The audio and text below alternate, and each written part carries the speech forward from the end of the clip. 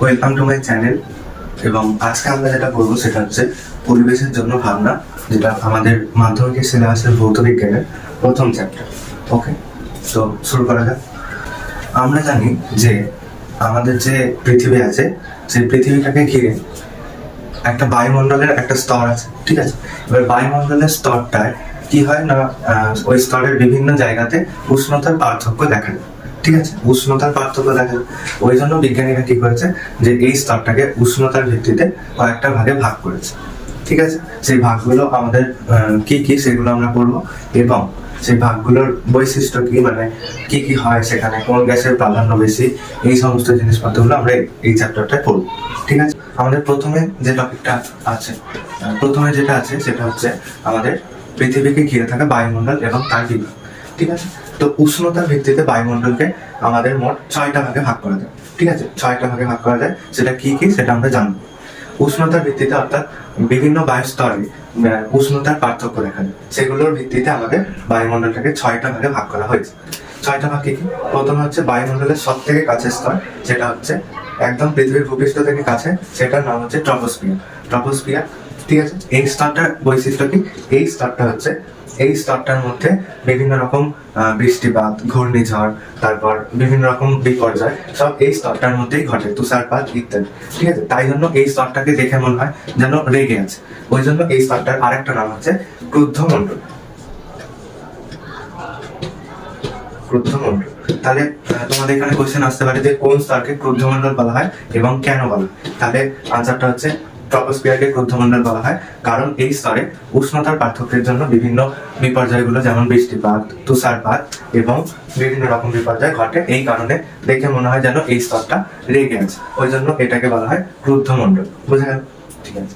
তারপরে যে স্তরটা আছে সেটা হচ্ছে স্ট্র্যাটোস্ফিয়ার, ঠিক আছে। স্ট্র্যাটোস্ফিয়ার, স্ট্র্যাটোস্ফিয়ার এই স্তরটার বৈশিষ্ট্য হলো, এই স্তরটা মানে এই স্তরে কোনো ঝামেলা হয় না, মানে কোনো বৃষ্টিপাত হয় না, তুষারপাত হয় না, কোনো রকম কোনো বিপর্যয় হয় না, ওই জন্য এই স্তরটা সবসময় শান্ত থাকে, ঠিক আছে। এই স্তরটা সবসময় শান্ত থাকে, ওই জন্য এই স্তরটার আরেকটা নাম হচ্ছে শান্ত মণ্ডল। শান্ত মণ্ডল, ঠিক আছে। এই স্তরটা আরেকটা নাম হচ্ছে শান্ত মণ্ডল। এই স্তরটা এতটাই শান্ত থাকে বলে ওই জন্য যে জেট প্লেন গুলো হয়, জেট প্লেন গুলো বায়ুমণ্ডলের এই স্ট্র্যাটোস্ফিয়ার স্তরের মধ্য দিয়ে চলাফেরা করে, যাতে না ওদের কোনো বাধার সম্মুখীন হতে হয়, ঠিক আছে। আচ্ছা, এখানে একটা ভেরি ভেরি ইম্পর্টেন্ট স্তর আছে, সেটা হচ্ছে আমাদের ওজোন স্তর।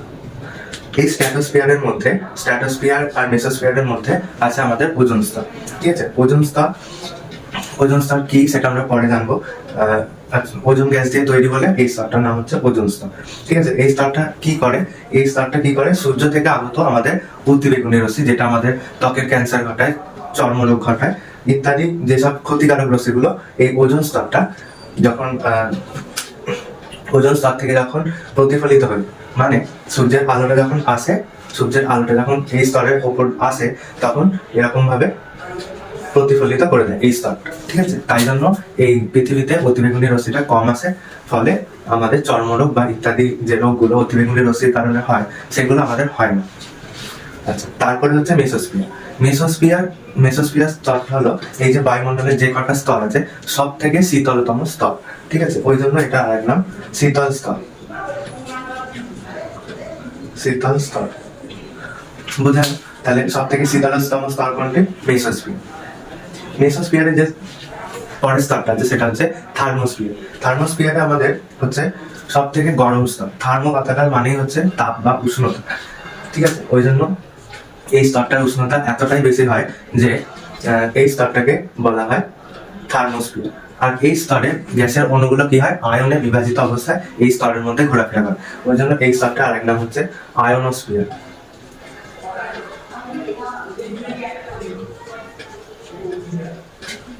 ঠিক আছে, এই স্তরটার নাম হচ্ছে ওই জন্য আয়নোস্ফিয়ার।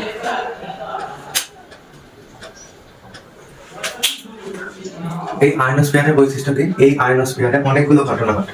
এই আয়নোস্ফিয়ারে কি কি ঘটে না, এক নম্বর হচ্ছে বেতার তরঙ্গ প্রতিফলিত হয়, অর্থাৎ যখন কোনো বেতার বা কোনো রেডিও হয় না, রেডিওর যে সিগন্যালটা সেটা আমাদের পৃথিবী যখন পাঠায়, পৃথিবী থেকে প্রথমে ওই স্তরে প্রতিফলিত হয়, তারপরে গিয়ে আমাদের যে শুনছে রেডিওটা তার কাছে এসে পৌঁছে।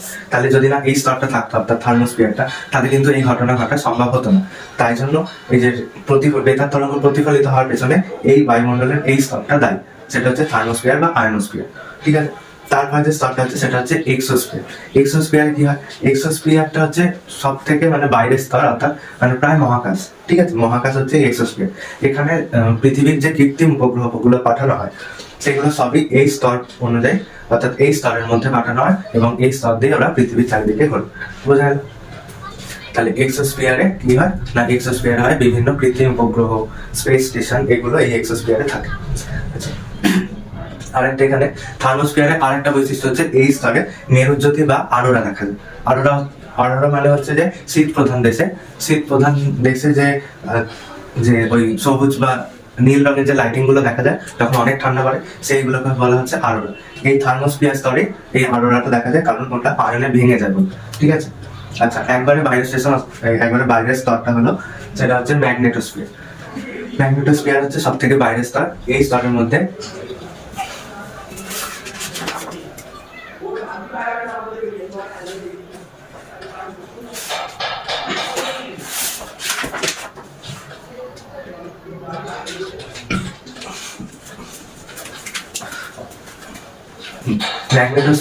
ম্যাগনেটোস্ফিয়ারের বৈশিষ্ট্য হচ্ছে এই স্তরে ভ্যান অ্যালেন বিকিরণ বলয় রাখছে। ভ্যান অ্যালেন বিকিরণ বলয়।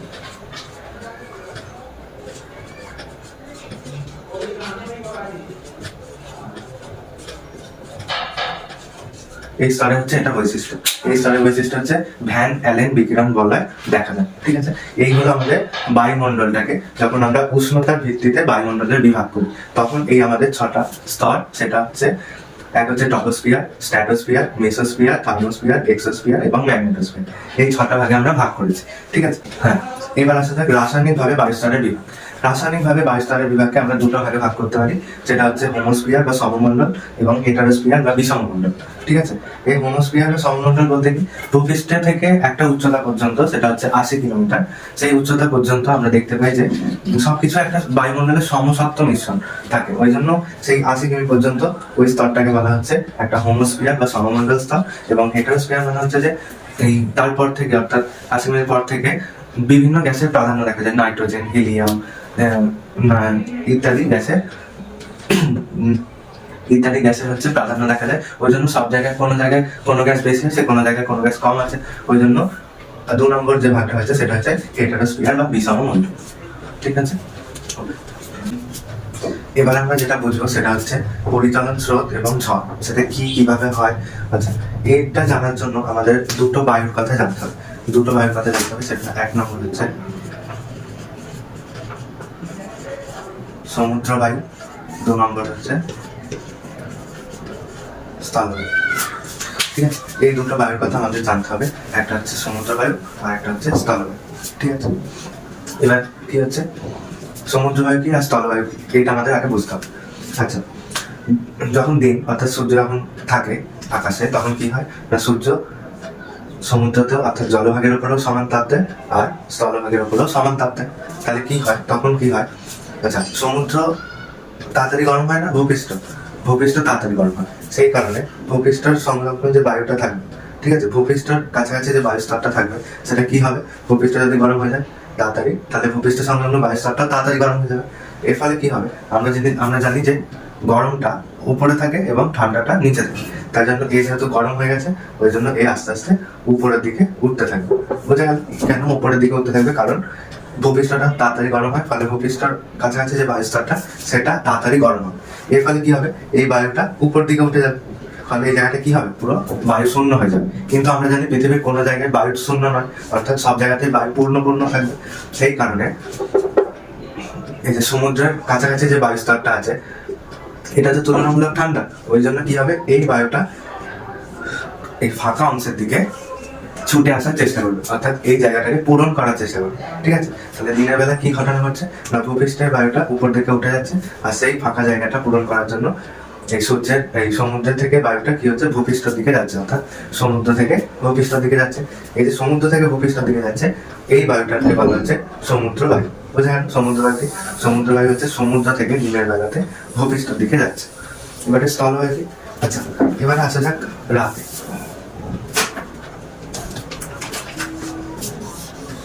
ঠিক আছে, রাতে কি ঘটনা হচ্ছে?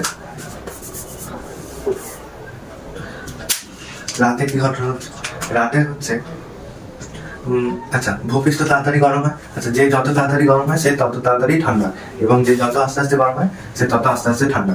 তাহলে ভূপৃষ্ঠ তাড়াতাড়ি গরম হয়ে গেছিল দিনের বেলা, তাহলে রাত্রে কি হবে? ভূপৃষ্ঠ তাড়াতাড়ি ঠান্ডা হয়ে যাবে। আর সমুদ্র কি হয়েছিল?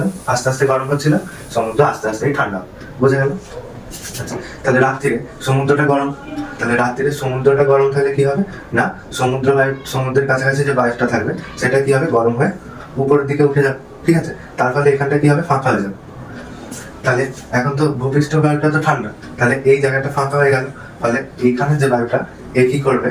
এই সমুদ্রের এই ফাঁকা জায়গাটা পূরণ করার জন্য ওই ফাঁকা স্থানের দিকে ছুটে যাবে। ঠিক আছে, তাহলে কি হচ্ছে? স্থলভাগ থেকে একটা বায়ু সমুদ্রের দিকে ছুটে যাচ্ছে, ফলে এই যে বায়ুটা হচ্ছে সেটা হচ্ছে স্থলবায়ু। বোঝা গেল?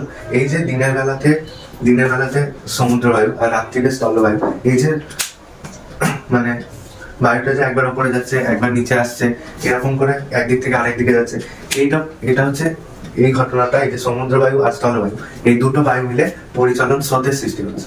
ফলে কি হচ্ছে? এর ফলে ঝড় জল বৃষ্টি আমাদের হচ্ছে। ঠিক আছে, এটা কি হচ্ছে? পৃথিবীর বিভিন্ন স্থানের তাপমাত্রা কমিয়ে বা বাড়িয়ে দিচ্ছে, ফলে ঝড় জল বৃষ্টি এবং পরিচালন স্রোত দেখা যাচ্ছে। ঠিক আছে, আচ্ছা, এবারে যে টপিকটা হচ্ছে সেটা হচ্ছে ওজোন স্তরের সৃষ্টি। আমরা উষ্ণতার ভিত্তিতে যখন বায়ুমণ্ডলের বিভাগগুলো পড়ছিলাম তখন স্ট্র্যাটোস্ফিয়ারে দেখেছিলাম যে ওজোন স্তর বলে একটা স্তর আমাদের পাওয়া যায়। ঠিক আছে, সেই ওজোন স্তরটা কিভাবে সৃষ্টি হচ্ছে, কেনই বা ধ্বংস হচ্ছে, সেটি আমরা এবারে জানবো। ঠিক আছে, তো ওজোন স্তর সৃষ্টি কিভাবে হবে? ঠিক আছে, এবার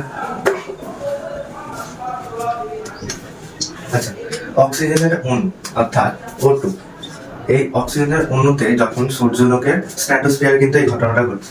স্ট্র্যাটোস্ফিয়ারে যখন অক্সিজেনের অণু অর্থাৎ O2 এর উপরে যখন অতিবেগুনি রশ্মি অর্থাৎ ইউভি রশ্মি বা আল্ট্রাভায়োলেট রশ্মি যখন পড়ে, তখন কি হয় না, অক্সিজেনের অণুটা দুটো অক্সিজেন পরমাণুতে ভেঙে যায়। কি বললাম? যখন স্ট্র্যাটোস্ফিয়ারে অক্সিজেনের অণুর উপর সূর্যের ইউভি রশ্মি অর্থাৎ অতিবেগুনি রশ্মিটা যখন পড়ে, তখন কি হয়ে যায়? অক্সিজেনের অণুটা দুটো অক্সিজেন পরমাণুতে ভেঙে যায়, O+O। ঠিক আছে, এবারে এই একটা অক্সিজেনের অণু এবং আবার একটা অক্সিজেনের পরমাণু যুক্ত হয়ে তৈরি হয় O3 বা ওজোন গ্যাস। ঠিক আছে, তাহলে এইভাবেই আমাদের কি হয় না, ওজোন স্তরটা সৃষ্টি হয়েছে। আমি আরেকবার রিপিট করে দিই। তাহলে যখন অক্সিজেনের অণু স্ট্র্যাটোস্ফিয়ারে যখন অতিবেগুনি রশ্মিটা ওই অণুর উপর পড়ে, তখন কি হয় না, দুটো অক্সিজেনের পরমাণুতে বিভক্ত হয়ে যায়। তারপরে একটা অক্সিজেনের অণু এবং আরেকটা অক্সিজেনের পরমাণু দুটো মিলিত হয়ে কি হয়? ওজোন গ্যাসের সৃষ্টি হয়।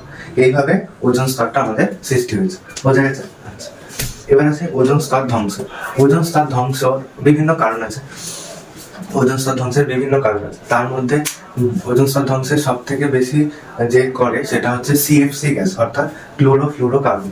Very very important, CFC, chlorofluorocarbon gas. ঠিক আছে, এই গ্যাসটি কোথা থেকে পাওয়া যায়? এই গ্যাসটি পাওয়া যায় হচ্ছে তোমাদের এসি থেকে, ফ্রিজ থেকে। এখন তো সবাই বাড়িতে এসি, ওই জন্য সিএফসি গ্যাসটা প্রচুর বেড়ে গেছে, ফলে ওজোন স্তর ধ্বংস কিন্তু হতে শুরু হয়ে গেছে, অনেকদিন থেকেই হচ্ছে, এখন আবার বেশি হচ্ছে, পরবর্তীকালে আরো বেশি হবে। তাহলে সিএফসি গ্যাসটা হচ্ছে সব থেকে বেশি দায়ী হচ্ছে ওজোন স্তর ধ্বংসের কারণে। আর কি নেই, আরো আছে, তার মধ্যে হচ্ছে NO2 ইত্যাদি। ঠিক আছে, নাইট্রোজেনের অক্সাইড গুলো এবং সিএফসি, এই কটা গ্যাস আমাদের ওজোন স্তরটাকে একদম ধ্বংস করে দিচ্ছে। ঠিক আছে, বোঝা গেল? সিএফসি হচ্ছে ক্লোরোফ্লুরোকার্বন। আচ্ছা, এবার জানা যাক যে ওজোন স্তর ধ্বংস, যে আমরা যে বললাম যে সিএফসি অর্থাৎ ক্লোরোফ্লুরোকার্বন এবং NO এবং NO2 নাইট্রোজেনের অক্সাইড গুলো কিভাবে আমাদের ওজোন স্তরটাকে ধ্বংস করে সেটা জানা যাক। আচ্ছা, প্রথমে আছে সিএফসি এর ভূমিকা। এটা সব থেকে বেশি ইম্পর্টেন্ট, বাট কিন্তু অনেকটা বড়।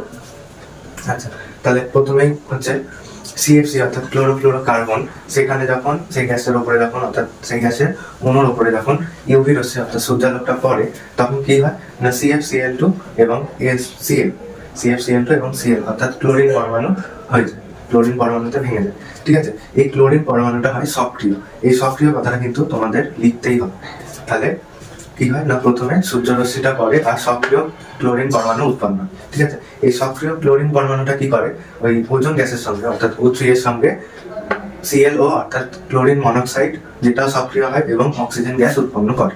ঠিক আছে, তাহলে একটা সক্রিয় ক্লোরিন পরমাণু কি করছে ওজোন গ্যাসের সঙ্গে বিক্রিয়া করে সক্রিয় ClO এবং O2 উৎপন্ন করছে। এবারে এই যে ClOটা উৎপন্ন হলো ক্লোরিন মনোক্সাইডটা সেটা আবার ওজনের গ্যাসের সঙ্গে বিক্রিয়া করে ক্লোরিন পরমাণু এবং অক্সিজেন গ্যাস উৎপন্ন করছে। তাহলে কিভাবে Clটা সক্রিয় ক্লোরিন পরমাণুটা একবার ওজোন গ্যাসকে ধ্বংস করে এটা তৈরি করে দিচ্ছে ক্লোরিন মনোক্সাইড এবং অক্সিজেন। আবার যেটা উৎপন্ন হচ্ছে ক্লোরিন মনোক্সাইডটা সেটাও আবার ওজোন গ্যাসের সঙ্গে বিক্রিয়া করে সক্রিয় ক্লোরিন পরমাণু এবং অক্সিজেন গ্যাস উৎপন্ন করে দিচ্ছে। তাহলে এইভাবে হচ্ছে আমাদের CFC অর্থাৎ ক্লোরোফ্লোরোকার্বনটা আমাদের ওজোন গ্যাসটাকে আস্তে আস্তে ধ্বংস করে দিচ্ছে। এবার আসছে নাইট্রোজেনের অক্সাইডের ভূমিকা। নাইট্রোজেনের অক্সাইডের ভূমিকা মানে কি? নাইট্রোজেন অক্সাইডের ভূমিকা হচ্ছে কিভাবে এই গ্যাসটা ধ্বংস করে। প্রথমে নাইট্রোজেন মনোক্সাইডটা ওজোন গ্যাসের সঙ্গে বিক্রিয়া করে নাইট্রোজেন ডাইঅক্সাইড এবং O2 উৎপন্ন করে। তাহলে ওজোন গ্যাসটা ভেঙে গিয়ে কি তৈরি হয়ে গেল? ওজোন গ্যাসটা ভেঙে গিয়ে তৈরি হয়ে গেল নাইট্রোজেন ডাইঅক্সাইড এবং অক্সিজেন গ্যাস। এবং এই যে উৎপন্ন যেটা হলো নাইট্রোজেন ডাইঅক্সাইড এটা আবার ওজোন গ্যাসকে ধ্বংস করে দিচ্ছে, বিক্রিয়া করে উৎপন্ন করছে, আবার NO উৎপন্ন করছে নাইট্রোজেন মনোক্সাইড এবং O2, আবার ব্যাক করে আবার এটা হচ্ছে, আবার এটা থেকে এটা হচ্ছে, আবার এটা থেকে এটা হচ্ছে, এইভাবেই চলতে থাকছে। বোঝা গেল? তাহলে কিভাবে ওজোন গ্যাসকে এই যে নাইট্রোজেন অক্সাইড গুলো ধ্বংস করে দিচ্ছে, এটাও সেম, মানে বিক্রিয়াটা ঘুরতেই থাকছে। একটা ইনফরমেশন সেটা হচ্ছে একটি Cl সক্রিয় পরমাণু অর্থাৎ ক্লোরিনের একটা মাত্র সক্রিয় ক্লোরিন পরমাণু 1 লক্ষের বেশি ওজোন গ্যাসকে ওজোন অণুকে ধ্বংস করে। তাহলে বোঝা যাচ্ছে যদি আমাদের কোনো রকমে একটা যদি সক্রিয় ক্লোরিন পরমাণু তৈরি হয়ে যায় তাহলে কি হবে না ওই একটা সক্রিয় ক্লোরিন পরমাণু 1 লাখের বেশি অক্সিজেনের অর্থাৎ ওজোন গ্যাসের অণুকে একদম ধ্বংস করে দেবে, কি তার থেকেও বেশি। ঠিক আছে, তাহলে কতটা ক্ষতিকারক Cl ক্লোরোফ্লোরোকার্বনটা। আর ওজোন গ্যাসের যদি ধ্বংস হয়ে যায় তাহলে কি হবে না আমাদের সূর্য থেকে আগত যে ক্ষতিকারক রশ্মিগুলো সেগুলো আর পুরো ডাইরেক্ট পৃথিবীতে এসে পড়বে, ফলে আমাদের অনেকগুলো ঘটনা ঘটবে। তার মধ্যে হচ্ছে প্রথম হচ্ছে গ্রিন হাউস এফেক্ট, তারপর হচ্ছে বিশ্ব উষ্ণায়ন। এর বিশ্ব উষ্ণায়নের ফলে কি হয় সেগুলো আমরা আগে জানবো, গ্রিন হাউস প্রভাব কি সেগুলো আমরা আগে জানবো। ঠিক আছে, এই সমস্ত ঘটনাগুলো ঘটে। এর ফলে আরো চর্মরোগ হয়, যখন চর্মরোগ হয়, তারপর উদ্ভিদের সালোক সংশ্লেষ ব্যাহত হয় এবং আরো অনেক কিছু হয় যেগুলো আলটিমেটলি আমাদের মানব সভ্যতা থেকে শুরু করে বিভিন্ন জীবজগৎকে ক্ষতি করছে, কোনো লাভ করছে, সেগুলো আমরা আস্তে আস্তে জানবো। এবার আমরা যেটা বুঝবো সেটা হচ্ছে গ্রিন হাউস এফেক্ট কি, এটিকে কেন গ্রিন হাউস এফেক্টই বলা হচ্ছে সেটা আমরা দেখব। এই গ্রিন হাউস কথাটা এসছে শীত প্রধান দেশে, অর্থাৎ যেখানে প্রচন্ড ঠান্ডা পড়ে সেখানে শাকসবজি অতটাও ঠিক করে চাষ হয় না। এই জন্য সেখানে কি করা হয়, সেখানে একটা কাঁচের ঘর বানানো হয়। ঠিক আছে, তোমরা ছোট ক্লাস হয়তো পড়েছো, সেখানে কাঁচের ঘর বানানো, সেখানে এই কাঁচের ঘরের ভেতরে বিভিন্ন শাকসবজি ফসল বানানো হয় সেখানের মানুষজনদের জন্য। ঠিক আছে, তো এখানে ওটার সাথে সম্পর্ক কি সেটা দেখো। এটা ধরো ওই কাঁচের ঘরটা, ঠিক আছে। এবার যখন সূর্য থেকে যখন আলোটা আসে তখন ওটা ক্ষুদ্র তরঙ্গ দৈর্ঘ্য রূপে আসে। তাহলে কি করে আসে? ক্ষুদ্র তরঙ্গ দৈর্ঘ্য রূপে আসে। তাহলে এটা ক্ষুদ্র তরঙ্গ দৈর্ঘ্য রূপে এই কাঁচের পাতে যখন লাগছে, তারপরে যে ভেতরে ঢুকছে আলোটা, তখন ওটা কিসে পরিণত হয়ে যায়? তখন ওটা ক্ষুদ্র তরঙ্গ দৈর্ঘ্য থেকে দীর্ঘ তরঙ্গ দৈর্ঘ্য রূপে পরিণত হয়ে যায়। ফলে কি হয়, যখন দীর্ঘ তরঙ্গ রূপে পরিণত হয়ে যায় তার ফলে এই দীর্ঘ তরঙ্গ যে আলোটা আছে সেটা কাঁচের ঘর থেকে বাইরে বেরোতে পারে না। ফলে কি হয়, কাঁচের ভেতরেই থেকে যায়। মানে যতটা আলো আসে ক্ষুদ্র তরঙ্গ রূপে কাঁচের ঘরে ঢোকার পরে দীর্ঘ তরঙ্গ রূপেই থেকে যায়, ওটা কাঁচের ঘর থেকে বেরোতে পারে না। ফলে কি হয়, এই কাঁচের ঘরটা গরম হয়ে ওঠে। সেই কারণে এই ঘরে কি হয় না ফসল বা শাকসবজি খুব সহজেই হয়ে যায়। বোঝা গেল? এবার হচ্ছে এখানের সাথে আমাদের এই চ্যাপ্টারের লিঙ্কটা কোথায়, কেন গ্রিন হাউস প্রভাব বলেছে সেটা। এই আমাদের পৃথিবীটা, আর এটা ধরো আমাদের পৃথিবীটা, আর এটা ধরো ওজোন স্তর। এখানেও ঠিক একই রকম সেম ঘটনা ঘটছে। সেটা কিভাবে ঘটছে? যখন এই সূর্য থেকে ক্ষুদ্র তরঙ্গ রূপে কণাটা আসছে, তখন কি হচ্ছে? তখন ওজোন স্তরে লেগে কি হচ্ছে? ওটা দীর্ঘ তরঙ্গ রূপে পৃথিবীর ভেতরে প্রবেশ করছে। ক্ষুদ্র তরঙ্গটা কি হচ্ছে না দীর্ঘ তরঙ্গ রূপে পৃথিবীতে প্রবেশ করছে। ফলে দীর্ঘ তরঙ্গটা আবার ভেদ করে এই ওজোন স্তরটাকে ভেদ করে আর বাইরে যেতে মহাকাশে যেতে পারছে না। ফলে কি হচ্ছে না এই দীর্ঘ তরঙ্গটা পৃথিবীর বায়ুমণ্ডলের ভিতরেই রয়ে যাচ্ছে। ফলে কি হচ্ছে? পৃথিবীর গড় তাপমাত্রা কি হচ্ছে? বৃদ্ধি পাচ্ছে। ঠিক আছে, এই যে এই ঘটনাটা, এই যে দীর্ঘ তরঙ্গ যে আলোটা সেটার বাইরে যেতে পারছে না, এই ঘটনাটাকেই বলা হচ্ছে আমাদের গ্রিন হাউস প্রভাব বা গ্রিন হাউস এফেক্ট। আচ্ছা, এই গ্রিন হাউস প্রভাবের জন্য দায়ী হচ্ছে সব থেকে সেটা হচ্ছে CO2, অর্থাৎ কার্বন ডাই অক্সাইড। আমাদের কার্বন ডাই অক্সাইড হচ্ছে গ্রিন হাউস প্রভাবের সব থেকে মেন যে দায়ী, সেটা হচ্ছে এই গ্যাসটা হচ্ছে কার্বন ডাই অক্সাইড, CO2। বোঝা গেল? আচ্ছা, গ্রিন হাউস প্রভাবের ফলে কি হচ্ছে না পৃথিবীর গড় উষ্ণতা বৃদ্ধি পাচ্ছে। পৃথিবীর গড় উষ্ণতা কেন বৃদ্ধি পাচ্ছে? কারণ এখানে এই যে দীর্ঘ তরঙ্গগুলো আর বেরোতে পারছে না, ফলে এই বায়ুমণ্ডলেই রয়ে যাচ্ছে। তার ফলে কি হচ্ছে? পৃথিবীটাকে এরা গরম করে দিচ্ছে। এই কারণে প্রতি বছর আমাদের পৃথিবীর উষ্ণতা বেড়েই চলেছে। এই বেড়ে যাওয়ার ঘটনাটাকে বলা হচ্ছে বিশ্ব উষ্ণায়ন, অর্থাৎ পৃথিবীটা ধীরে ধীরে উষ্ণ হচ্ছে, অর্থাৎ গরম হয়ে যাচ্ছে। এই কারণে এইটাকে বলা হয় বিশ্ব উষ্ণায়ন। সেটা দেখতে থাকো ভিডিওটা, আগে বলছি। আচ্ছা, এবারে যে টপিকটা আমরা করবো সেটা হচ্ছে বিশ্ব উষ্ণায়ন। বিশ্ব উষ্ণায়ন কি সেটা করবো, বিশ্ব উষ্ণায়ন কেন হচ্ছে সেটা করবো, বিশ্ব উষ্ণায়ন হওয়ার ফলে কি হচ্ছে সেটা করবো। ঠিক আছে, এই সবগুলো এখানে করবো। আচ্ছা, বিশ্ব উষ্ণায়ন কি? বিশ্ব উষ্ণায়ন হচ্ছে যখন পৃথিবীতে গ্রিন হাউস গ্যাসের পরিমাণ বেড়ে যাচ্ছে, তার ফলে কি হচ্ছে? পৃথিবীর গড় তাপমাত্রা বৃদ্ধি পাচ্ছে। এই বৃদ্ধি পাওয়ার জন্য পৃথিবীর গড় তাপমাত্রা অনেক ঘটনা ঘটছে। ঠিক আছে, এই ঘটনাটাকেই বলা হচ্ছে বিশ্ব উষ্ণায়ন, অর্থাৎ বিশ্ব যে গরম হচ্ছে এই ঘটনাটাকে বলা হচ্ছে বিশ্ব উষ্ণায়ন। আচ্ছা, বিশ্ব উষ্ণায়নের ফলে কি কি হচ্ছে? বিশ্ব উষ্ণায়নের ফলে প্রথমত তো পাহাড়ের বরফ গলে যাচ্ছে। তাহলে কি হচ্ছে? প্রথমত পাহাড়ের বরফ গলে যাচ্ছে, এর ফলে কি হচ্ছে না সমুদ্রের জলতল বৃদ্ধি হচ্ছে। তাহলে 1 নম্বর পয়েন্ট কি বললাম? পাহাড়ের বরফ গলে যাচ্ছে।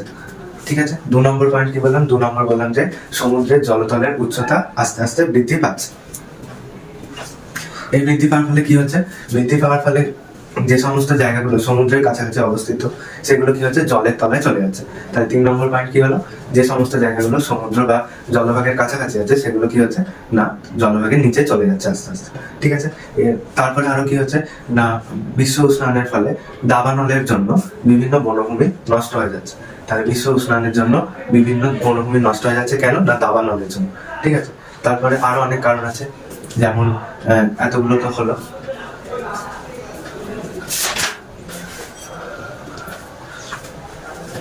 হ্যাঁ, পরেরটা হচ্ছে মানুষের বিভিন্ন রোগ দেখা দিচ্ছে। ঠিক আছে, মানুষের এবং জীবের বিভিন্ন রোগ দেখা দিচ্ছে। এবার আসি এই যে বিশ্ব উষ্ণায়ন আমরা কিভাবে কমাতে পারি? বিশ্ব উষ্ণায়ন হলে তো সব থেকে বেশি অসুবিধা মানুষের। ঠিক আছে, তাই বিশ্ব উষ্ণায়ন কমানোর উপায়ও আমাদেরকে খুঁজে বার করতে। সেই উপায়গুলো কি কি?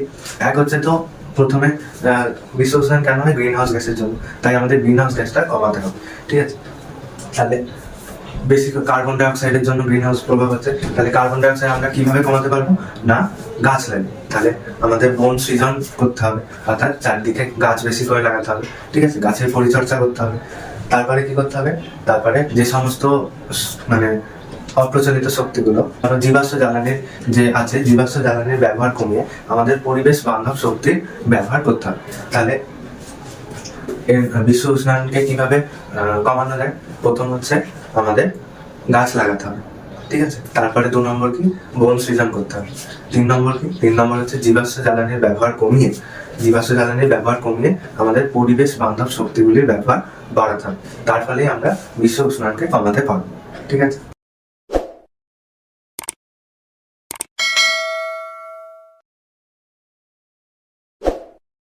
বিশ্ব উষ্ণায়নে কি বলেছিলাম আমি?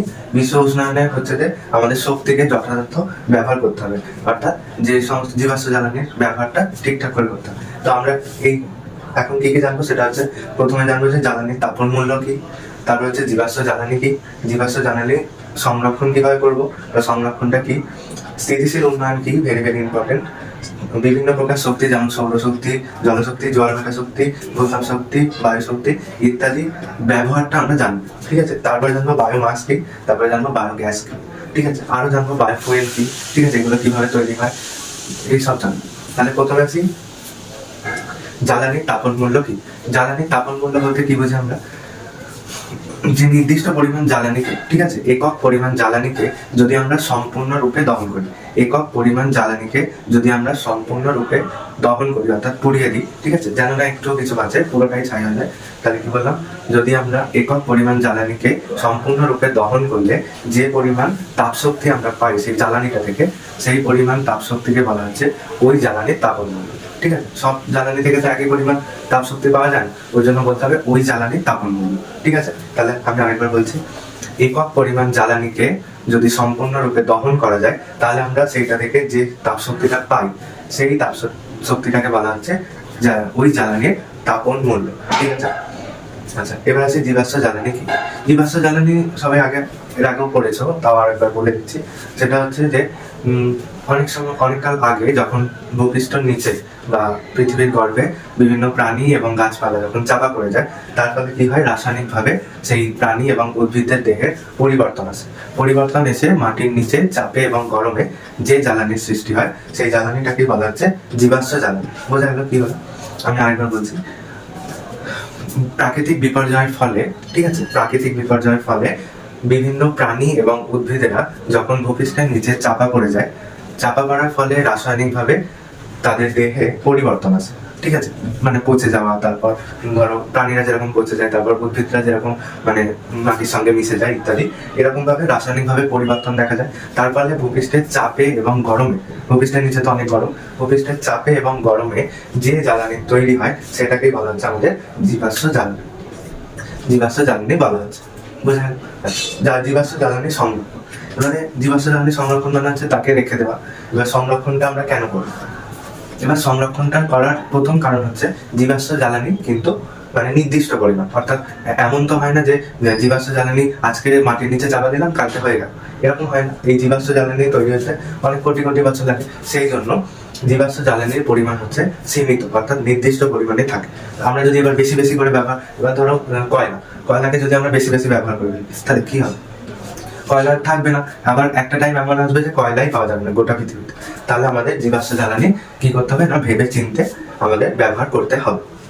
ঠিক আছে, আবার একটা জীবাশ্ম জ্বালানি পেট্রোলিয়ামকেও আমাদের ভেবে চিনতে ব্যবহার করতে হবে। এটা হচ্ছে সংরক্ষণ। তারপর হচ্ছে স্থিতিশীল উন্নয়ন কি।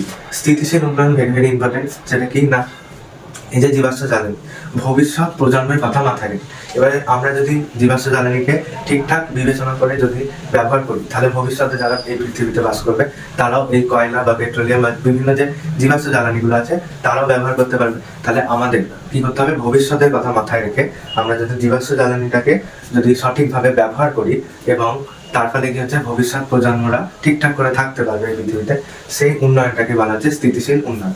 তাহলে কি বললাম, ভবিষ্যৎ প্রজন্মের কথা মাথায় রেখে, ঠিক আছে, ভবিষ্যৎ প্রজন্মের কথা মাথায় রেখে জীবাশ্ম জ্বালানিকে সঠিক ব্যবহার করাকেই বলা হচ্ছে এই স্থিতিশীল উন্নয়ন।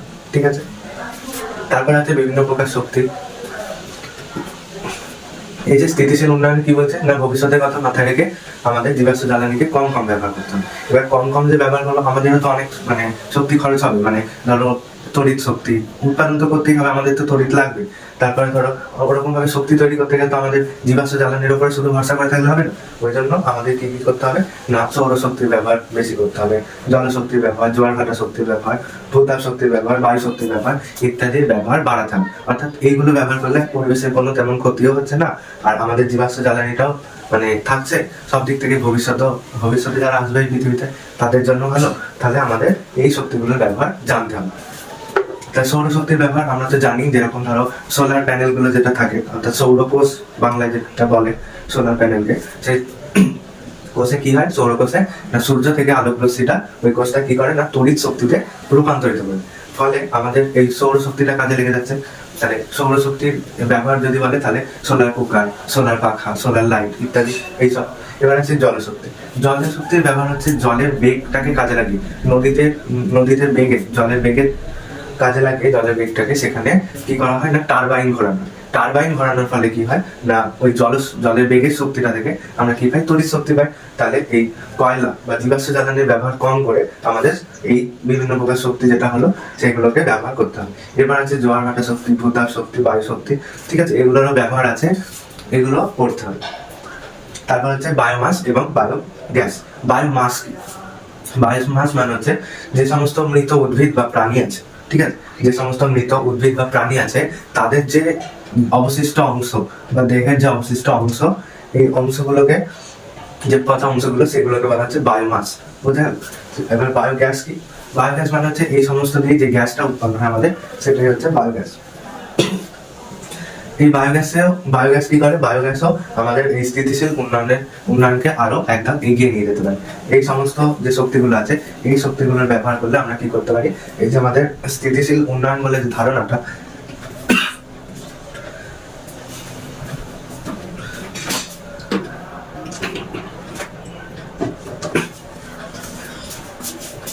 হ্যাঁ, এই স্থিতিশীল উন্নয়ন বলে যে ধারণাটা, সেটাকে আমরা আরো এক ধাপ করে এগিয়ে নিয়ে যেতে পারি। ঠিক আছে?